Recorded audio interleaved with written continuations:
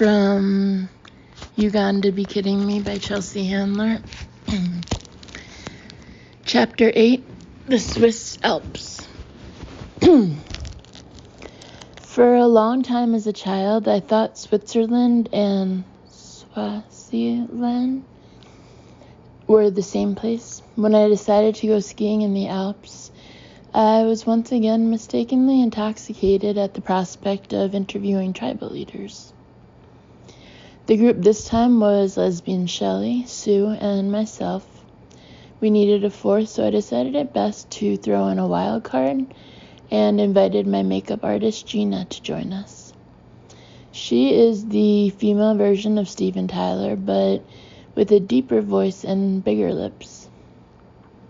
Gina is one of my only friends who doesn't drink excessively, and I thought it might be a nice change of pace to have a chaperone. Gina is a bitch. She doesn't mean to be, but she is. She acts like she knows everything, and the main problem with people who think they know everything is that they usually know nothing at all. I can walk out of my bathroom at work in a bathrobe with wet hair, and she'll stare at me with a puzzled look on her face and her mouth open for 10 seconds until she is able to confirm the obvious. Huh? She'll say, looking at me confused. And then come to the slow realization that any normal person would come to right away. You took a shower. No, Gina, I'll say dryly, I'm about to. Then you can watch her thoughts circle back around, trying to figure out what is the truth and what isn't. She's not stupid. Well, a little stupid, but mostly just incredibly slow on the uptake. She reads the New York Times every day, though she is unable to really comprehend anything other than the headlines. Did you hear about Syria? She'll ask, walking into work. Are we going in? I don't know, she'll say, exasperated. But there was a big piece in the New York Times. So what did it say? I don't know, she'll say, exasperated. It was pretty complicated. Well, then why bring it up at all, Gina? She's been doing my hair and makeup every day on my show for 4 years and sits off stage watching the show, so she's nearby to touch me up in between commercial breaks and is somehow still oblivious to the fact that it is literally my business to know what's happening in the cultural zeitgeist, Zeitgeist. She consistently thinks she's revealing huge news to me that has been made public for a large window of time. Did you see Miley Cyrus at the VMAs, she'll ask, in disgust, 3 weeks after the VMAs have aired? Yes, Gina. We've been discussing it on the show ever since it happened and have done several reenactments. You're here every day. How did you miss that? All right, she'll say, walking away with her hands in the air. I give up. It's worth it to me to have Gina around because from the way she name drops and tells stories, you'd think she's been in the business since the turn of the 17th century. Once she does actually get the joke, she laughs really hard with one eye closed, which gives me a lot of joy. She is also extremely devoted to me and is very tolerant of my increasingly ridiculous behavior, even though we argue on a daily basis. Plus, she's good at packing my clothes.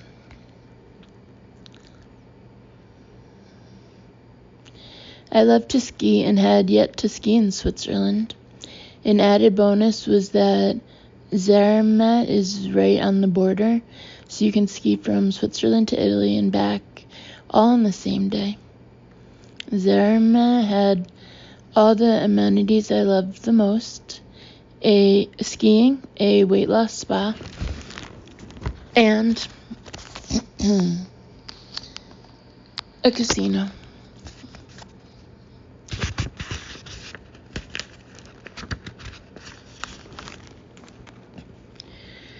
There was no weight loss spa or casino, but I told Shelly, Sue, Gina, and myself there would be.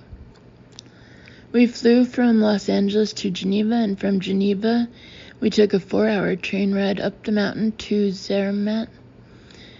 I don't like trains because I'm Jewish. I didn't like this train because it went from side to side, switchbacking in order to get up the mountain, which made 4 hours feel like 4 days. I do not suffer from motion sickness, but when I asked the conductor when the train was built and he told me the late 1800s, I deduced the obvious. This was a train that had transported Jews out of Zermatt during the Second World War. I could smell the Holocaust. Lesbian Shelley told me to drink some water, citing dehydration from the plane ride as the cause of my nausea. I hate water, especially room temperature water. The water on the train, which had some German label I couldn't make out, tasted like Chilean sea bass. The girls were all drinking wine and eating cheese, and the smell was making things worse. I took the hair clip out of my bag and used it to clip my nostrils together, while I found an empty seat at the back of the car. The irony of being Jewish and having a strong sense of smell wasn't lost on me. I've never seen Chelsea take a nap, I overheard Gina say to Shelley and Sue. She's just sleeping because she thinks she's being taken to a concentration camp, Shelley explained.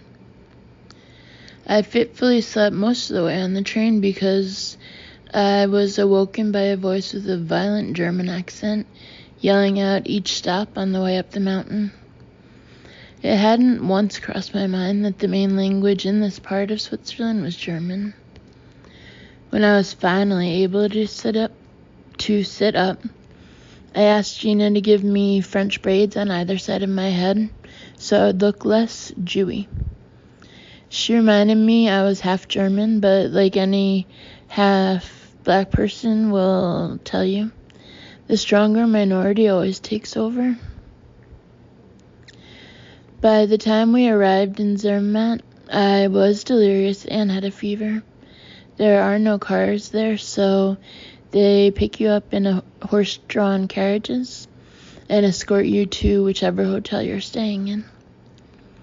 I walked straight into the hotel and asked to be pointed in the direction of the bar, where I ordered myself 2 margaritas to try to cure whatever I had caught on the train. Margaritas always straighten me out, and I didn't see why this little episode would be any different. Plus, I hate checking into hotels, and Sue, Shelley, and Gina love it. Our suite was designed like a giant cabin/chalet with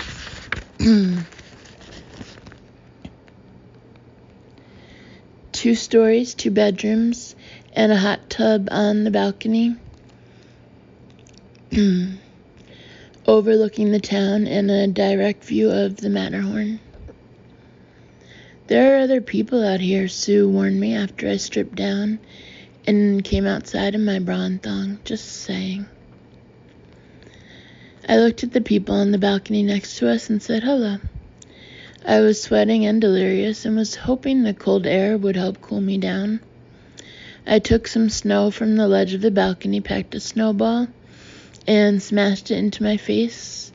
Then I sat down Indian style and asked what time dinner was. You're going to catch pneumonia if you sit out here naked. Come in the hot tub, Gina instructed me. I hate hot tubs, and everyone who knows me knows that. Secondly, I was already hot, so why would I get into a hot tub to get hotter? Do you want me to die? You're always hot, Gina said with a wave of her hand. Why don't you take your temperature and find out if you have an actual fever? Thanks for your sympathy, I said. I would love to take my temperature, but I don't carry a thermometer around in my ass, do you? I'm against thermometers because 1, I believe they are archaic, and 2, they've fucked me over in the past. Specifically when I was 8 and trying to feign illness in an effort to avoid a math test that was supposed to be given in school that day. School was already a pain in the ass, and the very notion that we were expected to study for tests in addition to going to classes pissed me off. Pop quizzes were less of an affront to me because at least I had no time to have anxiety about failing them. Algebra was a particular nuisance, and when I woke up on the day of the test, I had to think fast. "Mom!" I screamed from my bedroom. Not for the first time, my mother ignored my cries for help, so I got up and walked over to the door in order to get some better acoustics. "Mom!" I screamed again and ran back to my bed and laid down. "I can't move my legs," I told her as she opened the door. "So you're paralyzed?" she asked. "God forbid," I told her. "Well, then I guess we'll need to get to the ER. In an effort to be more convincing and avoid an actual hospital, I told her that I felt very hot and that maybe some chicken soup would help. She left without saying anything and came back moments later with Campbell's chicken soup, and then went into my closet where she found a pair of jeans and tossed them at me. She was testing me. When my mom left the room again, I dipped the thermometer into the chicken soup and put it on my jeans as if my legs were in fact immobile. This was before nanny cams, but I thought if she was secretly peeking through the keyhole, it was in my best interest to cover all bases. I thrust out each leg straight in front of my body and leaned my torso over my legs like any person paralyzed from the waist down would do when putting pants on. I heard my mother's footsteps returning, so I lay prone on my back, struggling to zip up my jeans. I grabbed the thermometer out of the chicken soup and put it back in my mouth.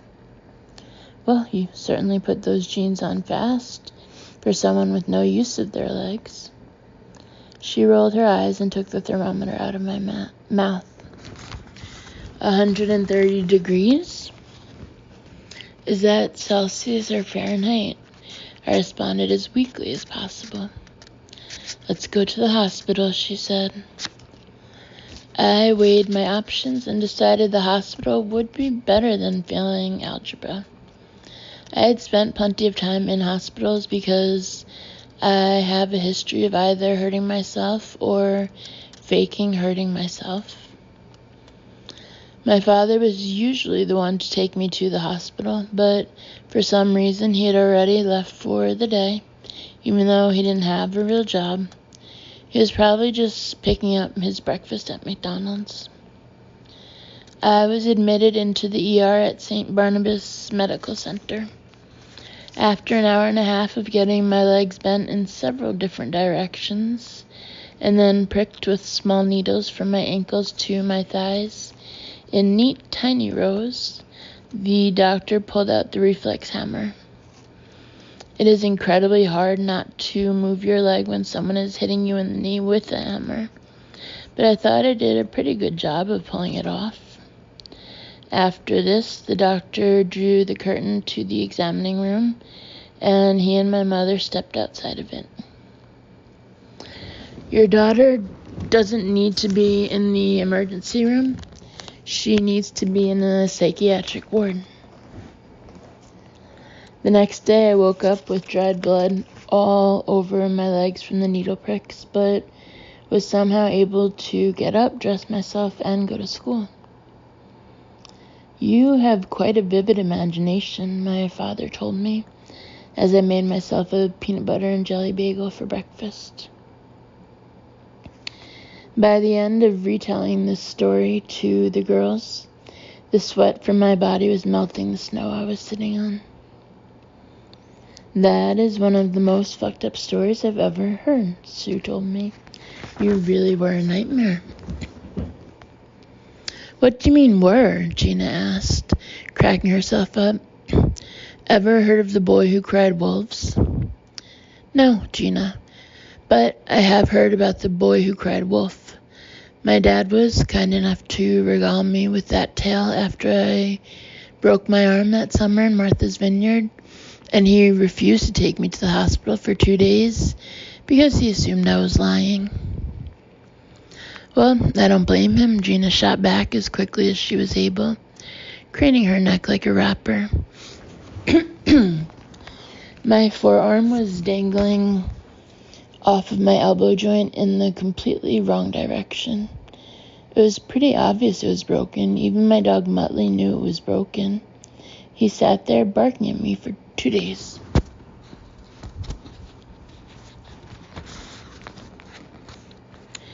Well, you need to get in bed if you think you have a fever, Gina snarled with one eye open. You need to be able to ski tomorrow. Well, I'm not going to miss fondue, idiot. This could very well be my last meal. Cheese has always been one of my greatest passions. I adore it, and if I wasn't predisposed to obesity, I'd want a block of it every day. It was a short walk to the fondue restaurant, so I grabbed another t-shirt and a sleeveless vest and sweated profusely throughout the entire meal. The steaming hot cheese wasn't a help to my fever, and the restaurant smelled like a fillet of feet. But I was able to power through it and use the bread squares to dab the sweat off my forehead. When I got up to use the restroom, I felt a draft hit what felt like an exposed midriff. Is that a half shirt? Sue asked, leaning across the table, smiling. I looked down and realized I was indeed wearing a half shirt. I don't know how this got in my suitcase. Who packed you? Sue asked. Who knows? Gina declared. It was probably the cleaning lady from work. Actually, Gina, you packed me, remember? Well, I didn't pack that, she insisted, and then made a hissing sound. I would never encourage anyone to wear a half shirt. The truth of the matter was that I had no idea where or how that shirt got on my body, but I know I got it out of my suitcase, so someone packed it, and that somebody made a fool out of me that night, Gina. The next morning, I woke up feeling like I had been in a head-on collision with Rebel Wilson. I couldn't move, never mind think of going skiing. Shelley came in to check on me and feel my forehead. My side of the bed was soaking wet. She said she can't move, Gina told her, as if I was faking it. I'm going to stay here with you, Shelley said. Shelley would do anything for me, and that made me want to cry, so I told her she needed to go skiing or I would cry all day. I woke up 3 hours later and called down to the spa to get a manicure and pedicure. What I really wanted was a foot massage, but I was too embarrassed to ask for that directly. As I got on the elevator, I started to feel lightheaded. I barely made it to the spa, and in my delirium, I thought the spa would be the equivalent of a hospital and could aid in curing whatever leprosy I'd caught. Once on the table, I drifted in and out of consciousness until a German man wearing a stethoscope woke me up with smelling salts after I'd fallen off the table and onto the floor. You have a very bad fever. Is there such a thing as a good fever? People annoy me when they qualify a cold as being bad. Isn't that kind of implied when you get the cold in the first place? It's the same thing as calling someone a creepy clown. What clown isn't fucking creepy?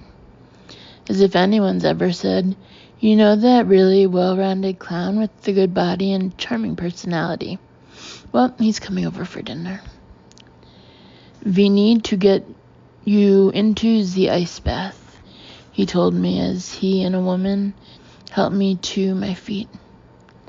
I love ice. I had lost all sense of my equilibrium and had never been so incoherent. I felt like I'd gotten a DUI on a submarine and then had been forced to snorkel back up to the surface. The doctor hauled my body from the spa up to my hotel room with his arm around my waist and my arm around his shoulder. There were already hotel employees gathered in my bathroom, dumping ice into the bathtub and filling the tub with water. It seemed as though I was watching a movie of myself, and I remember being confused about whether I was really sick or I had a case of Munchausen syndrome. I took off my clothes and sat down on the bathroom floor in my bra and underwear. The doctor and a woman lifted me back up and told me to put one leg in the tub. Should I take off my underwear? No. Are you getting in too? I asked the doctor, ready to accept the idea of rape. I didn't have any fight in me. Get in the tub. I'm not Jewish, I repeated several times before passing out. I remember noticing that my toes looked perfectly manicured. People weren't exaggerating about Swiss spas. When I woke up, I was in my bed. I knew the girls had returned from skiing because I heard mingling in the next room. I tried to get out of bed, but was so physically weak, I only had the strength to moan. Shelley ran in when she heard me. I felt so bad for myself I started crying, which made Shelley cry. We were both crying, and I was naked. She rubbed my forehead and told me that the doctor said my fever had broken, but that I would be very weak for the next day or two and to take it easy. Do you think I'm allergic to trains? I asked her. Maybe, she said, rubbing my head, tears in her eyes. What time is it? I asked. 6 p.m. or a.m.? p.m. Okay, wake me up tomorrow, I told her and fell back asleep. I woke up 15 hours later and heard rumbling in the main living room. It was 9 a.m. I felt better and got out of bed and walked into the living room naked in the hopes of my body appearing so gaunt the girls would gasp. I'm ready to ski. The skiing was beautiful. Our ski guide's name was Johann. It turns out that in Switzerland there aren't ski guides with any other names. We skied for about 3 hours. Right before we were going to stop for lunch, I asked Johann if we could work on some moguls since the conditions were so good and I was skiing so well. The greatest part about skiing there was that the runs were really wide and there weren't very many people on them. The not so great part was that because of the width and light, you have no idea how steep the mountain is. That was when the snow hit the fan. I was minding my own business, skiing down a double black diamond at around 45 miles an hour with my legs in the same position they would need to be in order to birth a mid-sized kangaroo. My skis didn't come off, and from the clicking sound I heard during my wipeout, I was certain the bottom halves of both my legs had separated from my thighs and were already on the chairlift back up the mountain. Once I stopped writhing in pain and pounding my forehead into the snow, I looked up at Johann, who, in perfectly low-key fashion, informed me that I had just torn my ACL and that a helicopter of Nazis were on their way to medevaced me to the nearest burn unit. Then he offered me a cigarette. To add insult to injury, I was dead sober, and I hate getting injured when I'm sober. This proves my theory that sobriety is not for me and is, in fact, for the birds. The helicopter landed and 3 big, hot Swiss EMTs got out. One of them yelled at Gina, Shelley, and Sue, who were all filming me on their iPhones, to back the fuck away. The propeller was blowing the snow in every direction as 2 guys ran over to me. "Are you in pain?" one asked. I was in pain. I was in a tremendous amount of pain, but for some reason I told him no.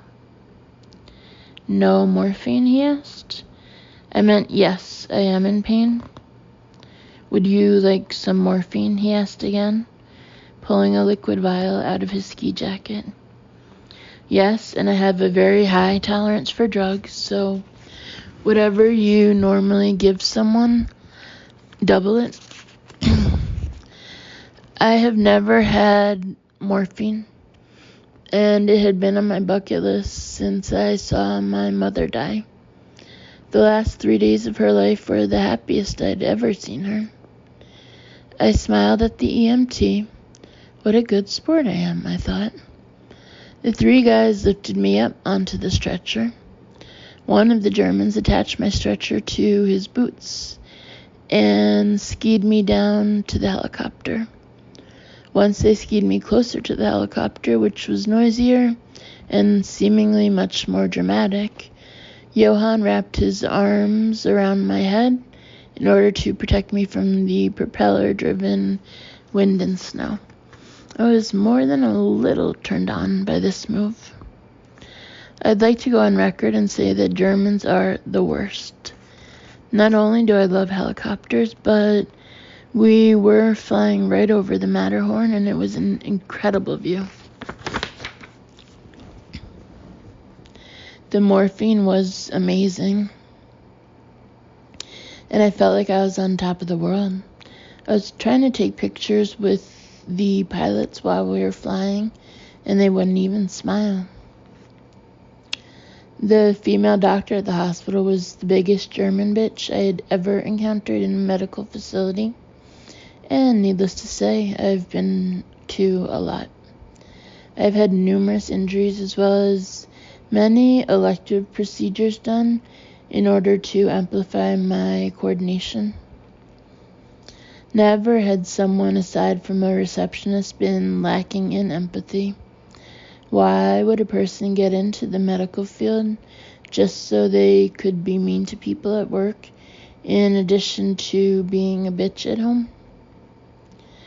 I was left alone in an examining room long enough to call whomever I was dating at the time, then my sister, then my doctor in LA, who patched me through to an orthopedic specialist, who asked me if I could pop my knee in and out of its socket.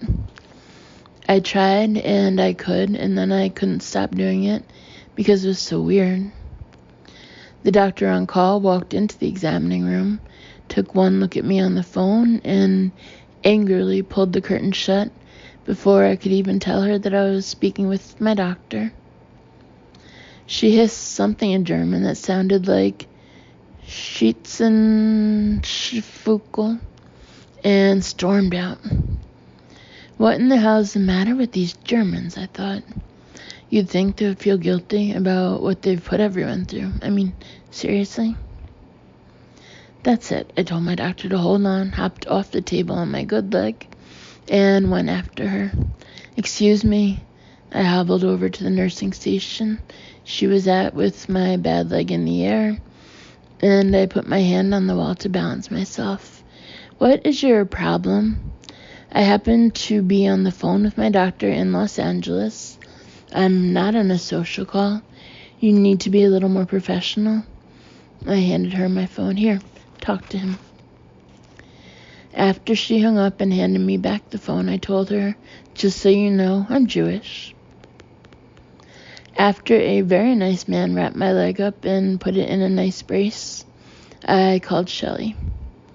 When she didn't answer, I called Gina. When she picked up, she told me that they had gone to a chalet to have a drink, and Shelley had slipped on a set of stairs and landed on her elbow. They were all at the hospital.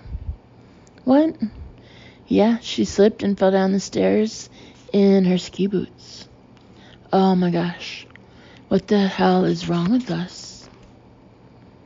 Nothing's wrong with me, she said. It's you two idiots. They think she cracked her bursa. What is a bursa? I thought it was a dance, but it's not. It's a bone in your elbow. Oh my gosh, so where are you? I'm still here in the ER. I don't know. We're at the hospital in Zermatt. Johan said the one they took you to is a 2-hour drive away. What? Yeah, I guess yours is a bigger hospital. They thought you were seriously injured. Well, how am I supposed to get back? I guess a taxi. A taxi? Yes, it's stupid for us to drive 4 hours when you can just drive 2. Thanks a lot. Like I know how to get a taxi in German. Chelsea, you can get a taxi, Gina assured me. Well, why can't I just get a helicopter? I don't know. You can try. Shelley wants to grab a drink. She's in a lot of pain. Yeah, so am I reminded her. Well, I guess I'll just walk back. I don't know how to get a taxi. What did the doctor say? There's no prognosis. They took an x-ray and said nothing's broken. But my doctor in LA said it sounds like I tore my ACL. Something's definitely wrong, but I'm just going to wait until I get back to the States. So, can you ski tomorrow? No, asshole, I cannot ski tomorrow. I can pop my knee in and out of its socket, and I'm on crutches. A torn ACL is what athletes get when they do a split by accident. In transgender voice, athletes? Yes, like basketball players. Those are athletes. Thanks for nothing, Gina. I hung up the phone and looked down at my knee, which had been wrapped in an ace bandage with a brace on top. A nice German emergency room man came over with my crutches and told me in English, parentheses, but still in that accent, close parentheses, that there was a taxi waiting for me outside. I thought that was a nice gesture from a country that had already put me through such hell. I asked for some more morphine and pain pills and went on my merry way. Getting back took more than 2 hours, but I was on such a high at that point that I didn't really mind. It was a beautiful day outside, and it was a beautiful drive alongside a beautiful river. Once at the hotel, I found Shelley, Sue, and Gina in our suite. Shelley and Sue were smoking cigarettes. Gina was not, because she, of course, quit that 40 years ago. Shelley's arm was in a sling. Next up, dinner. Chez Heine is a restaurant in Zermatt that came highly recommended by our concierge. It is written up and recommended as one of the best places in all of Switzerland to get rack of lamb. Shelley had been there before, and she explained that the owner or manager comes over and sings, and the whole place turns into a party after 9 p.m. There was some confusion over the reservation name, but once we sorted that out, we were sat next to what I presumed to be a lamb oven. The waiter came over and Shelley ordered a bottle of wine for the table. I, for some reason, didn't want to drink. The morphine was perfect, and I didn't want to mix it with anything, food included. You're not having a drink, Gina asked? That's a first. This isn't just a liver cleanse, you guys, it's a lifestyle. Well, I guess you weren't faking it, because in 4 years, I've never seen you lose your appetite. It takes a lot for me to lose my appetite, I agreed. Cat sitting for someone would probably do it, Sue said, perusing her menu. Anyway, there's no way I'm getting back on that train. I've been here for 2 days and have had 2 separate medical emergencies. I don't trust these people, and I'd like to get to Italy as soon as possible. So, I said, taking in the scenery, we're going to have to charter a helicopter to Florence. Leave it to you to get into a fight with Switzerland, Sue said, putting her arm around me. The waiter came over with food we hadn't ordered and started serving us on our plates.